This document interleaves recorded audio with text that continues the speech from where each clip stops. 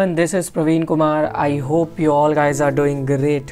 आज की इस वीडियो में हम बात करने वाले हैं सी बकथॉर्न के बारे में। ये क्यों ज़रूरी है हमारे बॉडी के लिए। सबसे पहले अगर हम बात कर रहे हैं सी बकथॉर्न की इम्पोर्टेंस की या ये क्यों बॉडी के लिए ज़रूरी है, तो हमें तीन चीज़ें समझना बहुत ज़रूरी है। अगर हम ये तीन चीज़ें फ्री रेडिकल, एंटीऑक्सीडेंट और ऑक्सीडेटिव स्ट्रेस को सही तरीके से अगर समझ लेते हैं तो हम खुद ब खुद डिसाइड कर पाएंगे कि हाँ, सी बकथॉर्न हमारे बॉडी के लिए बहुत इम्पॉर्टेंट है और बहुत इकोनॉमिकल है। तो इन तीन चीज़ों को हम समझते हैं। अब जैसे अगर हम बात करें, आप सब लोगों ने बहुत सारी मूवीज़ देखी होंगी, देश के ऊपर देखी होगी, जिसमें आतंकवादी होते हैं जो हमारे देश के अंदर आने लगते हैं, या कुछ ऐसे आतंकवादी होते हैं जो देश के अंदर ही पैदा होते हैं। तो वो आतंकवादी जो होते हैं ये हमारे बॉडी के अंदर भी होते हैं, जिसको हम लोग फ्री रेडिकल बोलते हैं।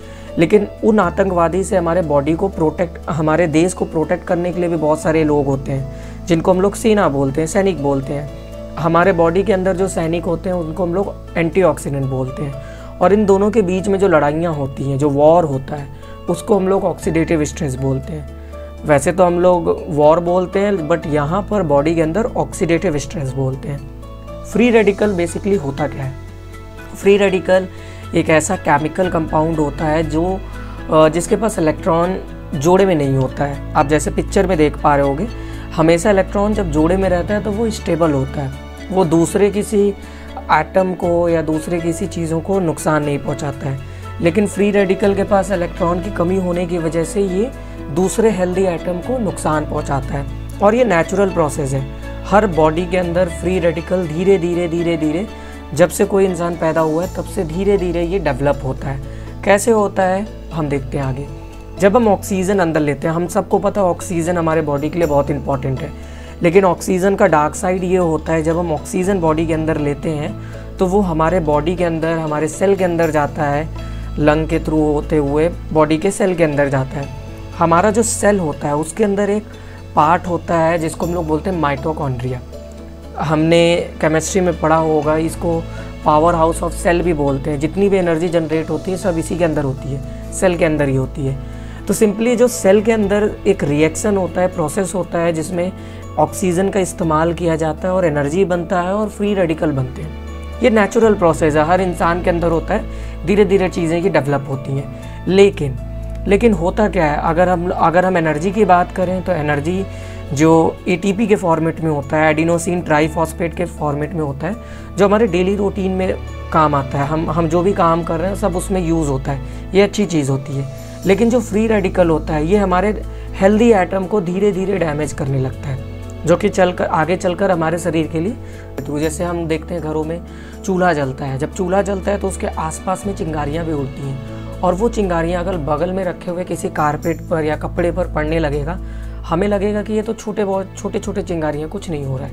लेकिन वही चिंगारी अगर साल 1.5 साल तक उसी कारपेट पे पड़ेगा तो वो कारपेट धीरे धीरे पूरी तरीके से ख़त्म हो जाता है। सिंपली अगर हम देखें, हमारा जो बॉडी है वो कारपेट है।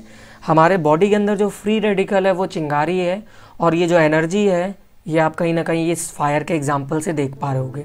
कुछ प्रोसेस हैं जिनकी वजह से फ्री रेडिकल्स बहुत तेज़ी से बॉडी के अंदर बनते हैं, जैसे कि यूवी रेज हो गए, पोल्यूशन हो गए, पेस्टिसाइड्स हो गए, फास्ट फूड, बहुत ज़्यादा दवाइयाँ खाने की वजह से भी प्रॉब्लम्स होती हैं। स्मोकिंग नहीं करनी चाहिए क्योंकि उसकी वजह से भी फ्री रेडिकल्स बढ़ने लगते हैं। और रेडिएशंस, आपने देखा होगा, अगर आसपास में अगर कोई मोबाइल का टावर है तो बहुत ज़्यादा बीमारियाँ स्टार्ट होती हैं और उस एरिया को पूरी तरीके से खाली कर दिया जाता है। क्यों? क्योंकि रेडिएशन की वजह से भी फ्री रेडिकल्स बहुत तेज़ी से बनने लगते हैं। तो इनकी वजह से बीमारियां बहुत तेज़ी से होती हैं।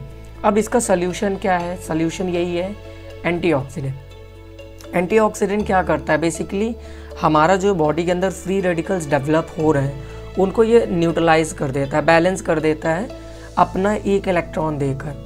जैसे आप फोटो में देख पा रहे होगे, ये एंटीऑक्सीडेंट है जिसके पास इलेक्ट्रॉन बहुत सारे होते हैं आउटर ऑर्बिट में। ये क्या करता है, अपना एक इलेक्ट्रॉन फ्री रेडिकल्स को देता है, जिससे कि ये हमारे बॉडी को नुकसान नहीं पहुंचाता है। और इसकी वजह से क्या होता है, इसकी वजह से हमारा बॉडी अपने आप को हेल्दी रखता है। अब कुछ सोर्स होते हैं जो हमारे बॉडी को एंटीऑक्सीडेंट देते हैं, जैसे विटामिन हो गए।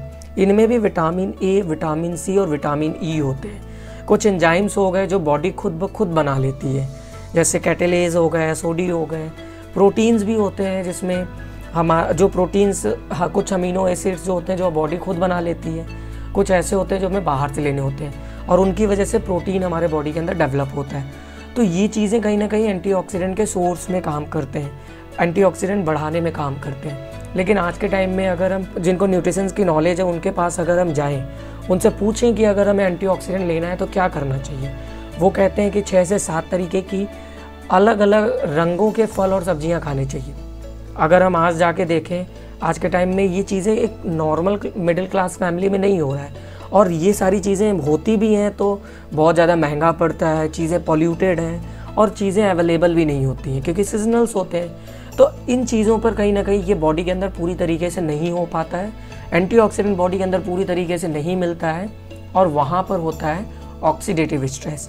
ऑक्सीडेटिव स्ट्रेस का सिंपल सा मतलब होता है हमारे बॉडी के अंदर एंटीऑक्सीडेंट कम हो जाना और फ्री रेडिकल्स की मात्रा बढ़ जाना, जो आज के डाइट में हर इंसान के अंदर ये चीज़ें हो रही हैं। आज के टाइम में बहुत ज़्यादा लोग बिज़ी रहते हैं, बहुत ज़्यादा लोग पॉल्यूशन के बीच में रहते हैं, तो इनकी वजह से ये चीज़ें बहुत तेज़ी से बढ़ रही हैं और इनकी वजह से बहुत सारी बीमारियां भी बढ़ रही हैं।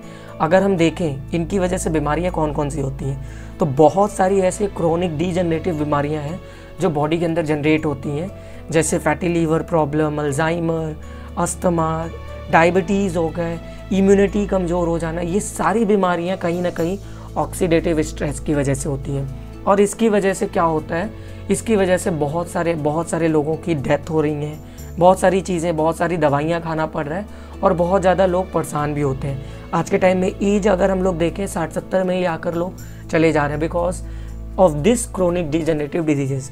अब इसका सल्यूशन क्या है?